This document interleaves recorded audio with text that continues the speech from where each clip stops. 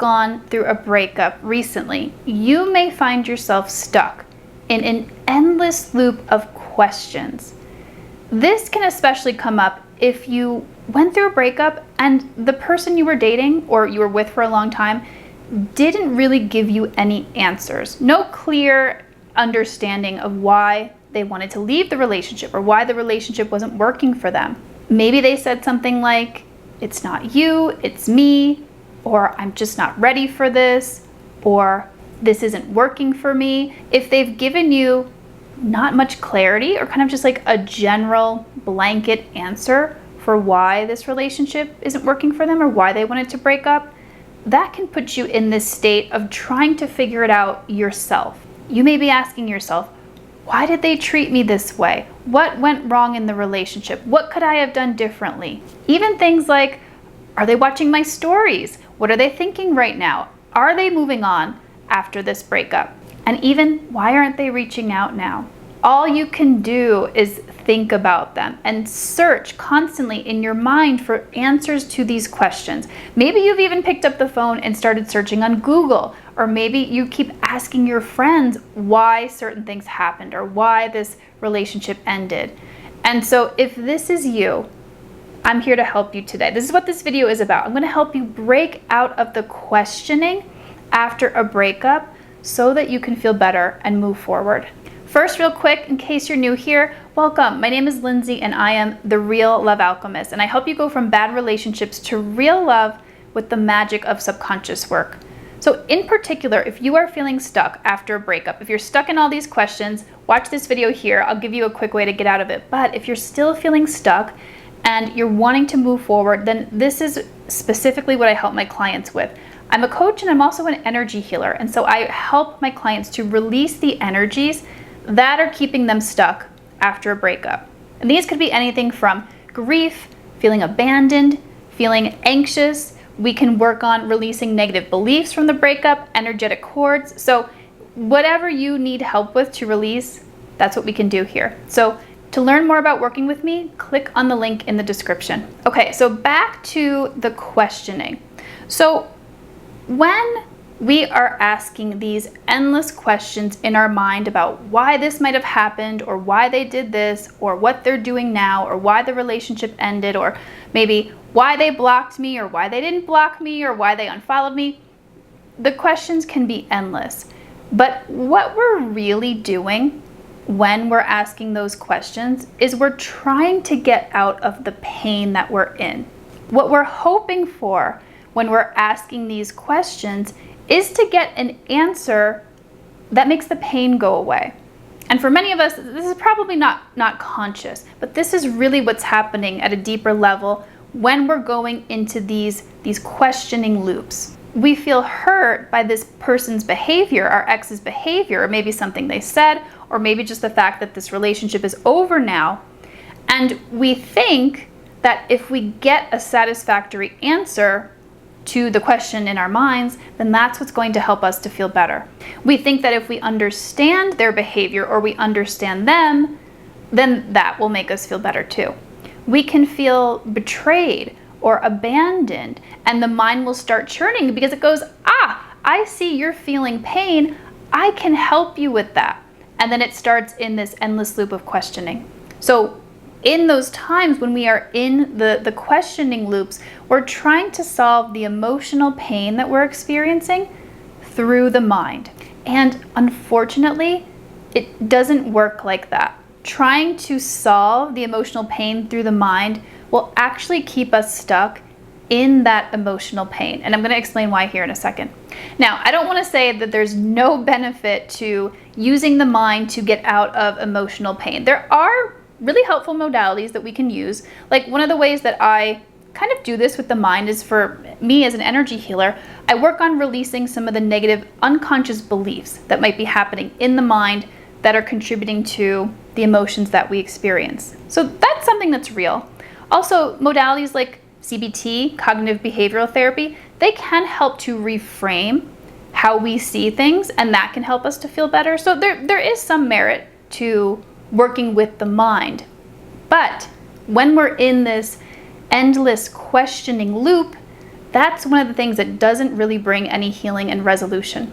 Because keeping our attention on our ex and trying to understand them, trying to figure them out, literally keeps our focus on our ex, and it doesn't allow us to really grieve them, let them go, and move through the emotions that we're feeling so that we can move forward and start to think about something else and how we're going to improve our lives or choose a better partner next time and things like that. So what truly helps us to break that questioning cycle is to move out of the mind and into the body.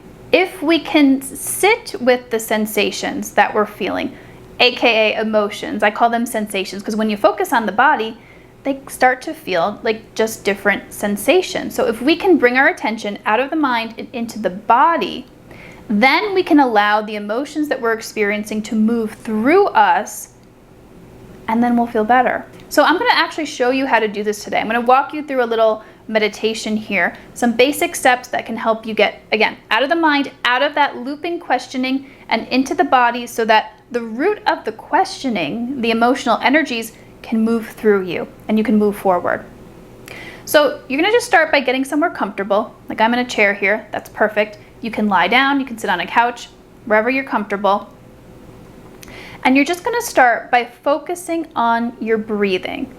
Now, right now, your mind might still be in that questioning loop. That's okay. Let it be there. Just gently bring your attention down to your breathing. So you might be aware of your stomach going in and out. We're going to do that for a minute. You might feel your chest rising and falling. And your mind still might be saying, no, you need to understand this person. You need to have these answers. You need to figure this out. Just let the mind do that. We don't need to try to stop it, but keep bringing your attention back to your breathing. And every time you notice the mind wandering, again, you bring the attention back to the breathing. And so you're going to do this for a few minutes. And as you start to continually bring your mind back to your breathing, you're going to start to notice some sensations because you've now taken the attention from here into the body. Now, you might be feeling pain around this breakup. You might be feeling abandoned. You might be feeling betrayed. And so what you're going to start to notice as you're focusing on your body, as you're focusing on your breathing, is that there are certain sensations that you're experiencing in your system. They could be some pressure around your heart. Could even feel like it's being squeezed. You can feel a tension around your heart. And when you start to feel these sensations, just let them be there. You don't have to do anything to them. Just notice them. There's some pressure here. I feel a squeezing in my heart. And keep noticing. Keep noticing your breathing, but also see what else you feel. There might be some tingling, maybe in your stomach, like also a pressure in that area. When we're going through a breakup, there can be a lot of sensations around the heart. So you might literally feel a pain in your heart as you're focusing on your body and the sensations. So again, the mind might come in and say, no, you need to understand this, you need to ask this question, and just say, nope, okay, I hear you, mind, I see you, I'm going back to my breathing. I'm going back to focusing on the sensations that I'm feeling. And so that's the practice. You keep bringing your attention to the body.